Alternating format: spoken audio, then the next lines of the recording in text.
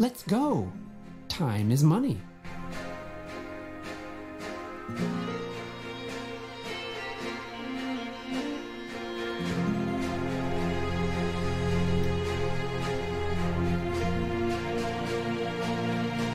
In 1863, on the banks of the Missouri River, the last chapter in the monumental undertaking of the Transcontinental Railroad began.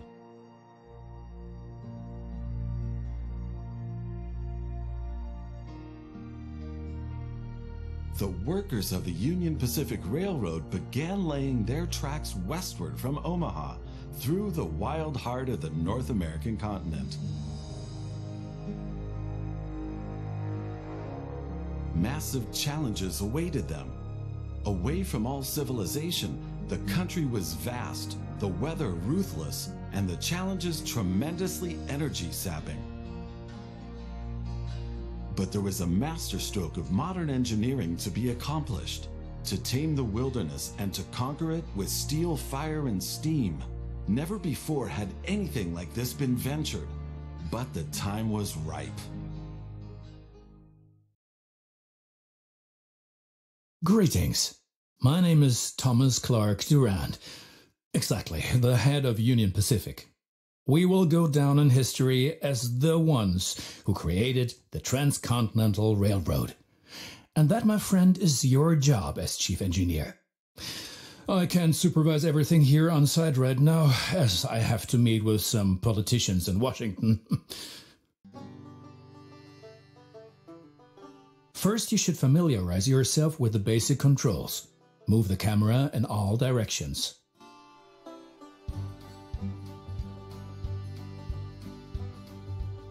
Now test the camera's zoom function.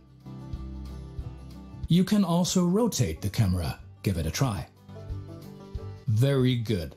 Now you know the basic controls. Your first task is to create a rail connection between Omaha and Norfolk to the northwest.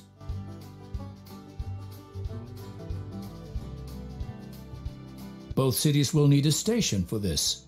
You already have a station in Omaha, but you still need to build one in Norfolk. To do this, switch to building construction mode.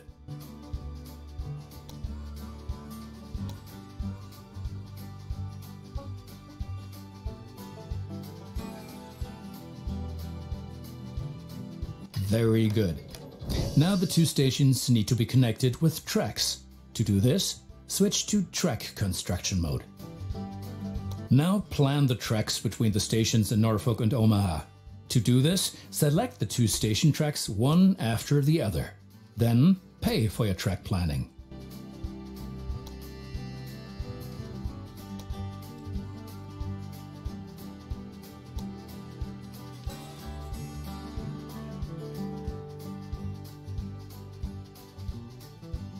Now create your first train, so that you can set up a rail line between your stations. Initially, your train only exists on paper. It's not much use to you without a locomotive.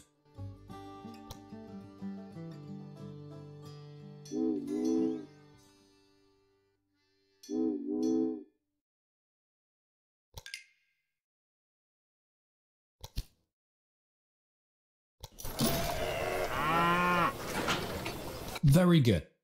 Now you can see the journey your train will take. If there is something to transport, the train will automatically take it.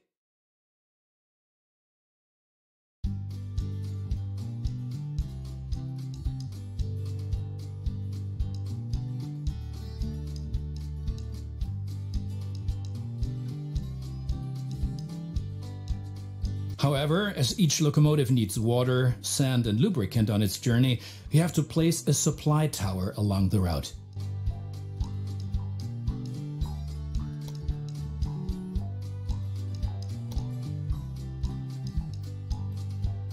Very good. Your train is now traveling between Omaha and Norfolk. But you can do even more. Each city needs goods from the surrounding area. For example, every city needs corn.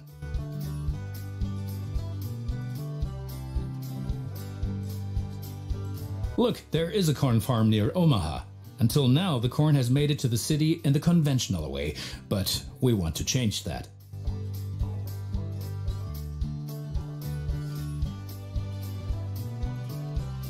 Now construct a rural train station in the marked location with a corn farm within its radius.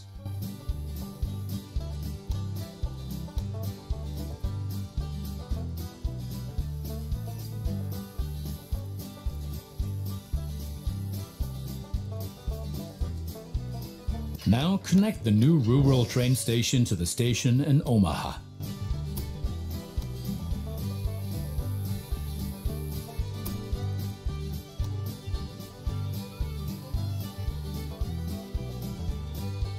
And now things are getting tricky as we have to deal with a logistical problem. As Norfolk should also enjoy fresh corn, there will soon be 2 trains traveling on the stretch of track between Omaha and Norfolk. Of course, this will then result in a conflict.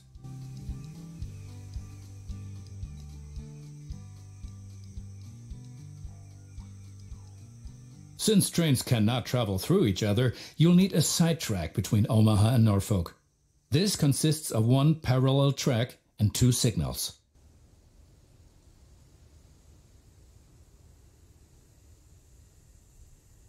First, create a side track. It needs to be at least long enough for a fully loaded train.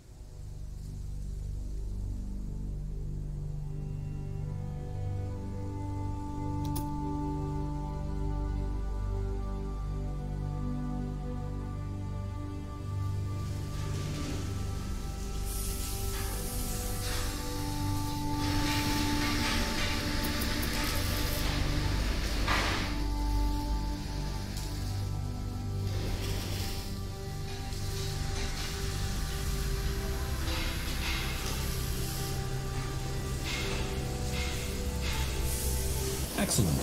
However, your trains won't necessarily use the sidetrack, as they generally always take the shortest route. For this reason, you'll also have to specify the direction of travel on each parallel track.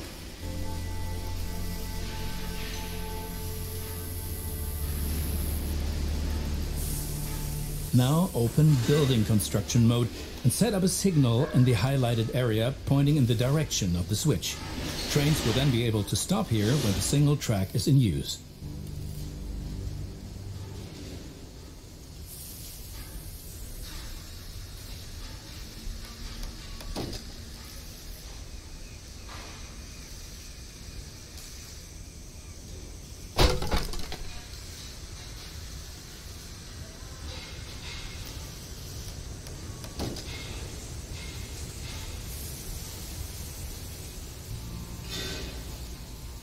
Now make sure that the track can only be traveled in one direction. For this purpose, set the signal so that trains coming from the opposite direction cannot pass.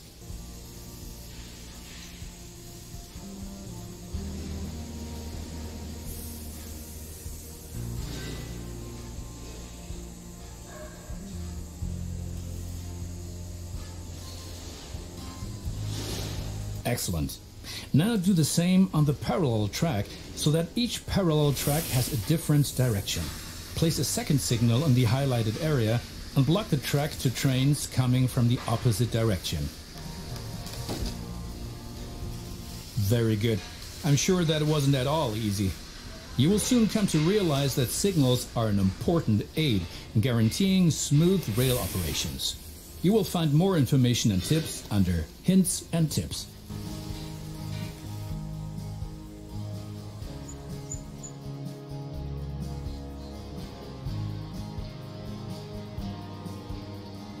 Now assemble a new train and give it a locomotive and a rail line. Your new rail line should run via Omaha to Norfolk so that the people of Norfolk can be supplied with corn.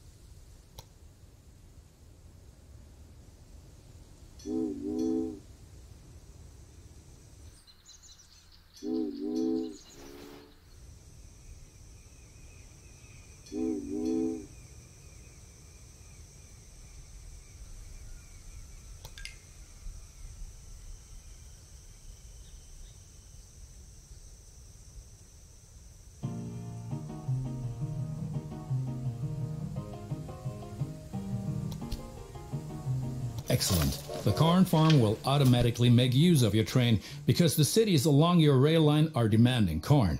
Conventional transportation is much more costly for the farm.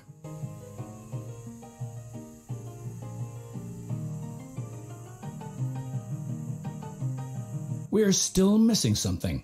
Locomotives wear out over time and need to be regularly maintained so they can perform their duties more reliably. For this purpose, there needs to be at least one maintenance building on each rail line where locomotives can be serviced if necessary.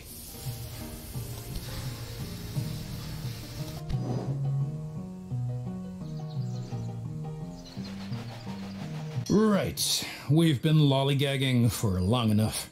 I need to return to Washington for further miserable negotiations with our representatives of the people. I've written a task list for you. Take a look at it and complete the tasks within the given time period. Do not disappoint me.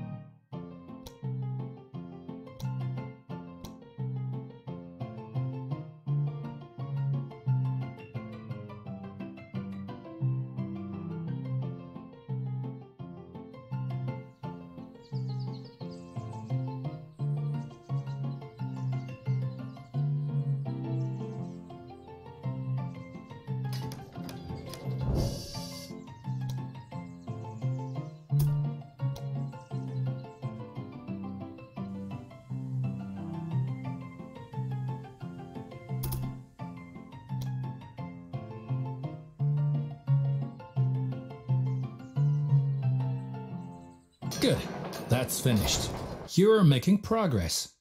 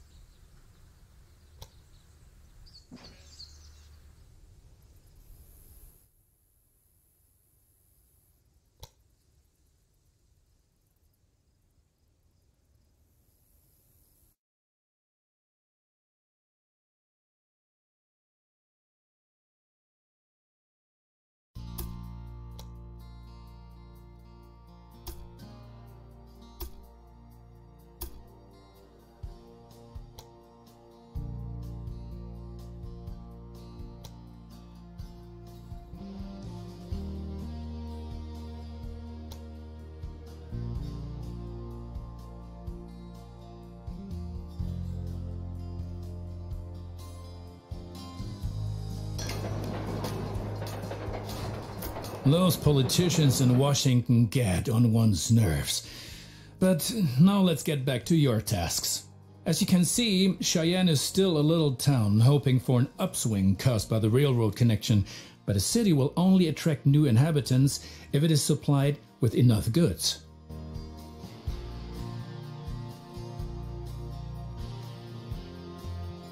Cities receive basic goods from the surrounding area. If you construct stations in the right places and establish rail lines, your trains will be used to transport goods and you will make profits for transportation. But for this you have to know what goods a city actually needs.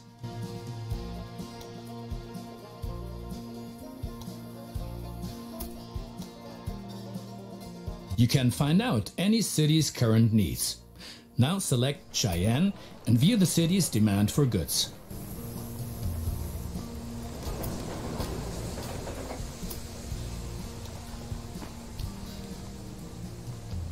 As you can see, Cheyenne currently needs only a handful of goods, and you can only deliver goods that are in demand.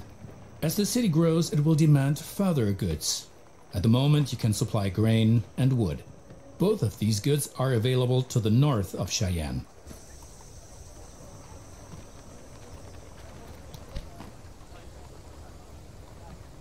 Connect Cheyenne to a timber business and a wheat farm, and establish a new rail line that connects them both to Cheyenne.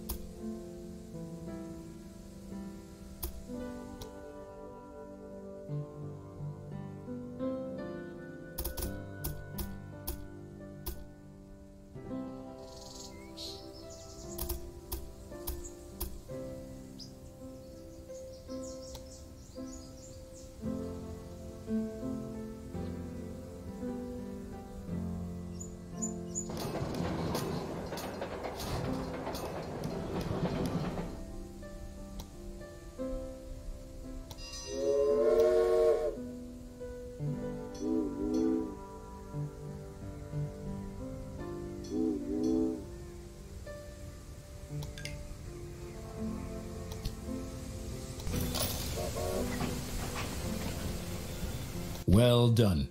The city will soon grow. You can see how well it is being supplied at any time in the city dialogue. Basically, a city will grow once its demands are sufficiently met. I think you have learned enough. Complete the rest of your tasks.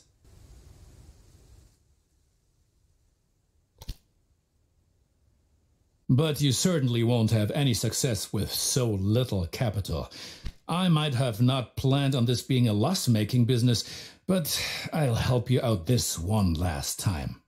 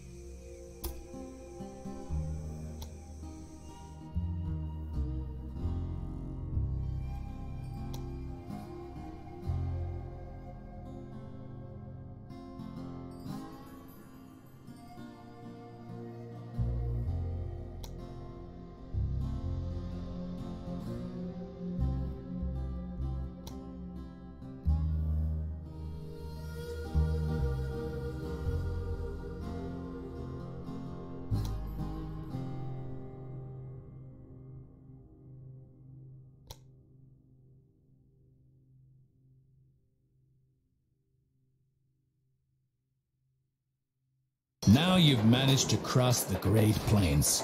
A masterpiece.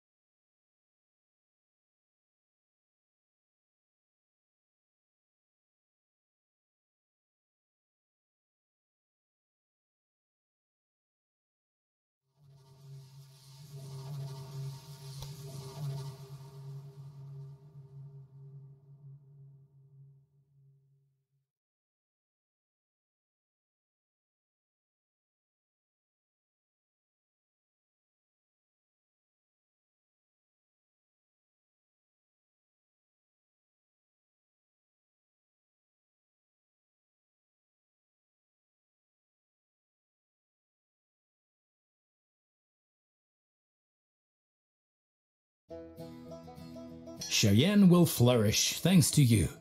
And for each mile of track that we lay, we receive 10 square miles of land. The politicians have no idea of the value of the assets they're giving away, but that stays between us.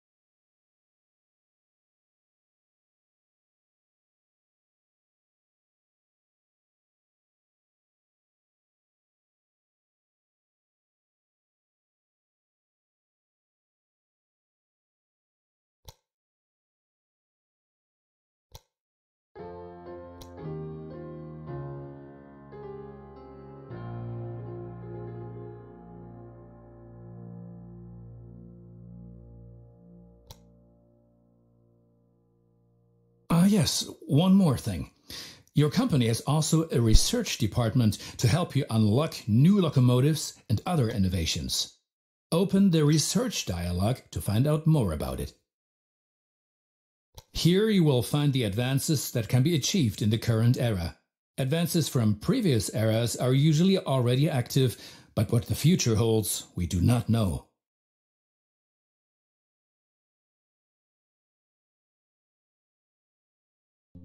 For each advance, you require innovation points, which you get automatically each month, and which can be increased in various ways. Now take a look around here, and then unlock an innovation of your choosing. How about a new locomotive?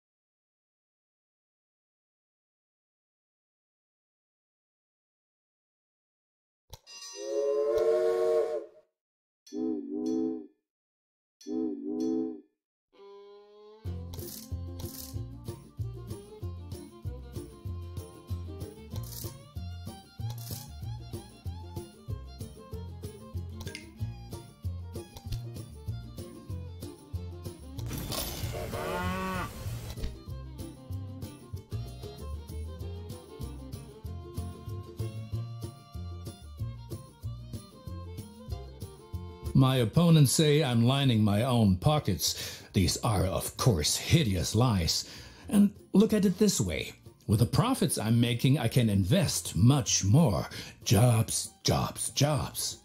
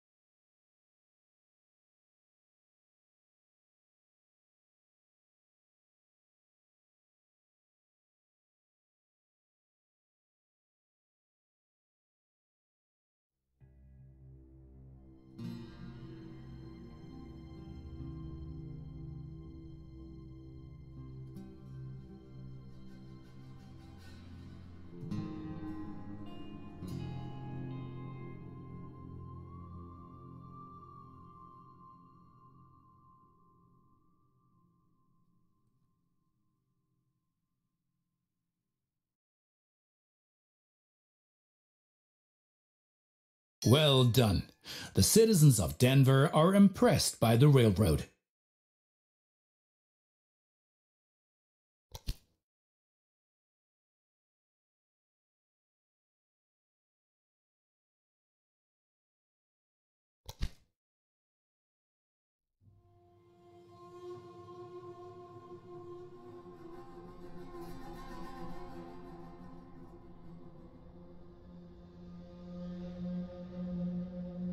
I have to wrangle with a lot of competitors, but if one person really gets on my nerves, then it's that Beatrix von Pomp. What? You haven't encountered her yet? Be glad. She takes everyone to the cleaners.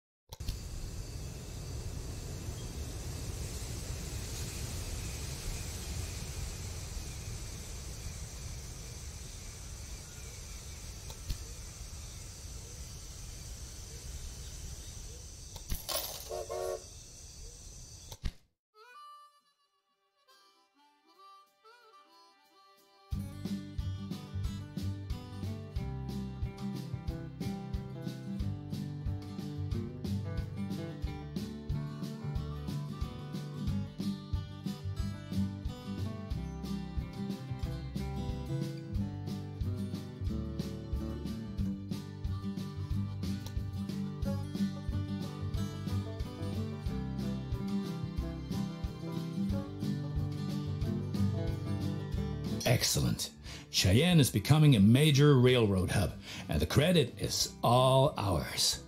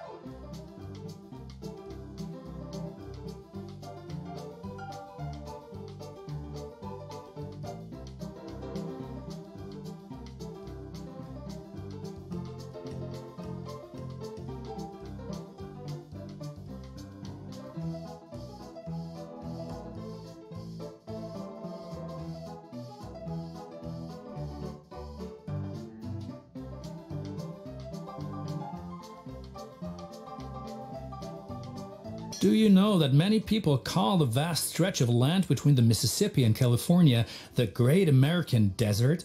Those fools. Once my railroad has opened everything up, the value of these lands will go through the roof.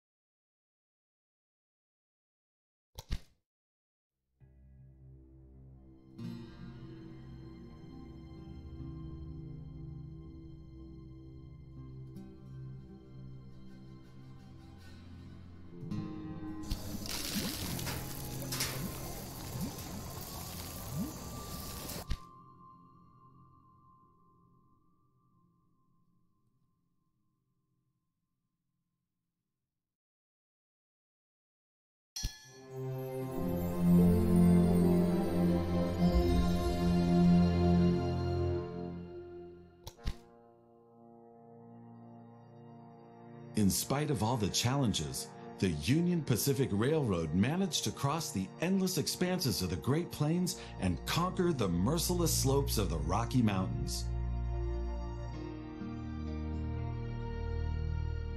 The Central Pacific Railroad approached from the west, but the winter of 1868 brought all work to a standstill. The two lines lay just a few hundred miles across from each other, in the middle of nowhere in the mountains.